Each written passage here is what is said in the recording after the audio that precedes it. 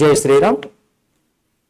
శ్రీ శ్రీ దుర్గా సీతారామ సాయి జ్యోతిషాలయం మధుబాబు అర్చకులు, శ్రీ సీతారామాలయ అర్చకులు, శ్రీ పరాభనవ సంవత్సరలో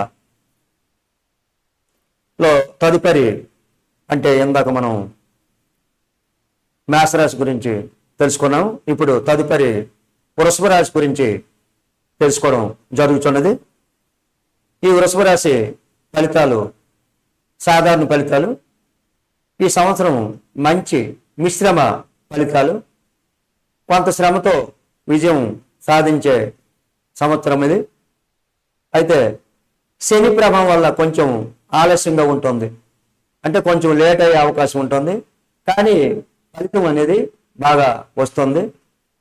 అదేవిధంగా ఆర్థిక పరిస్థితి, ఆదాయము బాగుంటుంది. ఆదాయం అంటే వ్యాపారం కానీ, ఉద్యోగ రీత్యా కానీ, లేదంటే పొలం పండించే రైతుల విషయంలో కానీ ఏ విధంగానే ఆదాయం బాగుంటుంది. ఖర్చులు కూడా అదే విధంగా పెరుగుతాయి. అంటే ఖర్చులు అంటే ఆరోగ్యం పరంగా కానీ, హాస్పిటల్కి కట్టడం, ఇంకా ఏదో విధంగా ఖర్చులు కూడా పెరిగే అవకాశం ఉంటుంది. కొంత ఆదాయ మార్గాలు వచ్చి అవకాశం ఉంటుంది. అంటే వేరే విధంగా కొత్తగా ఎట్లుండి అయినా ఆదాయం ఏదో రకంగా ఆదాయము వచ్చే అవకాశము ఉంటుందన్నమాట. మరి సేవింగ్ చేయడం చాలా అవసరం, అంటే దాచుకోవడం అనేది చాలా అవసరం అనమాట. ఇక కుటుంబ సంబంధాలు, కుటుంబంలో సంతోషం ఉంటుంది. అంటే మీ పిల్లలతో కానీ, మీ మనవలతో కానీ, మీ భార్యతో కానీ, మీ సోదరిమణులతో కానీ ఎవరితోనైనా కుటుంబంలో సంతోషం ఉంటుంది. బంధువులతో సంబంధాలు మెరుగుపడతాయి. అంటే బంధువులతో చాలా సంబంధాలు అనేవి మెరుగుపడతాయి, చాలా ఎక్కువగా సంబంధాలు అవుతాయి అన్నమాట. అంటే అందరితో కూడా కలిపికట్టుగా మనము వెళ్ళిపోవడం జరుగుతుంది. అదేవిధంగా వివాహ యోగం ఉన్న వారికి మంచి అవకాశము, ఈ సంవత్సరము వారికి మంచి అవకాశము, అంటే పెళ్ళిళ్ళు జరగడం అవుతుంది అనమాట. అదేవిధంగా దాంపత్య జీవితం కూడా సాధారణంగా సాఫీగా ఉంటుంది, చాలా హ్యాపీగా సంతోషంగా దాంపత్య జీవితము ఉంటుంది అనమాట. ఇక ఉద్యోగ వ్యాపారములో, ఉద్యోగంలో పదోన్నతి అవకాశం, అంటే మీరు చేసే ఉద్యోగంలో ప్రమోషను వస్తుంది అనమాట. కొత్త బాధ్యతలు కూడా మీకు వస్తాయి, అంటే కొత్త బాధ్యతలు ఈ ఉద్యోగంలో రావడం వస్తుంది. ఇక వ్యాపారంలో లాభాలు వస్తాయి. ఎలాంటి వ్యాపారం చేసినా మీకు లాభాలు. ఒక ఇనుము వ్యాపారం చేయండి, పాల వ్యాపారం చేయండి, బంగారం వ్యాపారం చేయండి, ఎటువంటి వ్యాపారం చేసినా లాభాలు వస్తాయి. కొత్త పెట్టుబడులు మంచివి, కానీ జాగ్రత్తగా ఉండాలి. అంటే దానికి పెట్టుబడులు పెట్టచ్చు, కానీ కొంచెం జాగ్రత్తగా ఉండాలన్నమాట.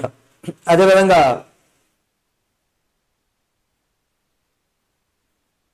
ఇక విద్య, అంటే స్టూడెంట్స్ చదువులో మంచి ఫలితాలు వస్తాయి, చదువులో చాలా మంచి ఫలితాలు వస్తాయి.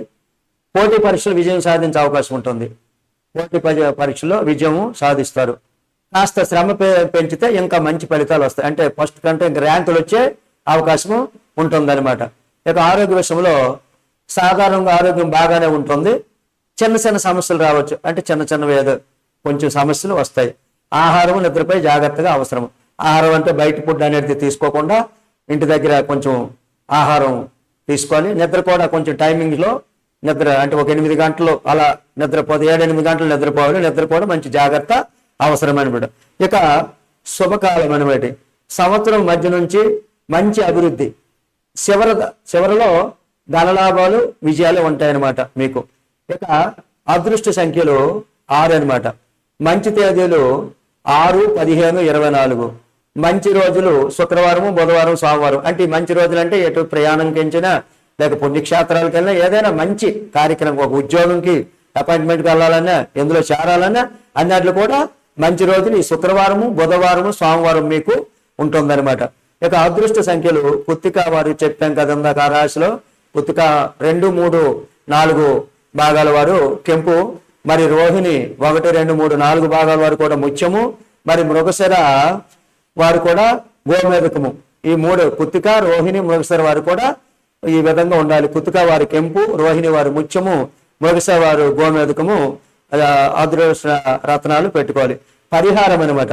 శుక్రగ్రహానికి సంబంధించి పూజలు చేయాలి. శుక్రగ్రహానికి సంబంధించి పూజలు చేయాలి. లక్ష్మీదేవి ఆరాధన చేయడం మంచిది. అదేవిధంగా శుక్రవారం ఉపవాసం ఉంటే ఇంకా మంచిది. శుక్రవారం రోజు ఉపవాసం ఉంటే చాలా మంచిది. అదే విధంగా శ్రమ చేస్తే మంచి ఫలితము, ఆర్థికంగా అభివృద్ధి, కుటుంబంలో సంతోషం కూడా ఉంటుందన్నమాట. అంటే ప్రతిదానికి కూడా ట్రై చేయాలి. ఉద్యోగానికి కానీ దేనికైనా శ్రమ ఎక్కువ చేస్తే మంచి ఫలితం వస్తుంది, ఆర్థికంగా అభివృద్ధి కూడా ఉంటుంది, కుటుంబంలో సంతోషం ఉంటుంది. అందరూ కూడా మీ తల్లిదండ్రులు, పెద్దవాళ్ళు అందరూ కూడా సంతోషిస్తారనమాట. మీకు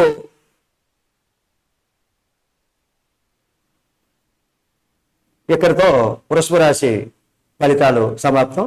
తదుపరి 3వ రాశిలో కలుసుకుందాం. జై శ్రీరామ్.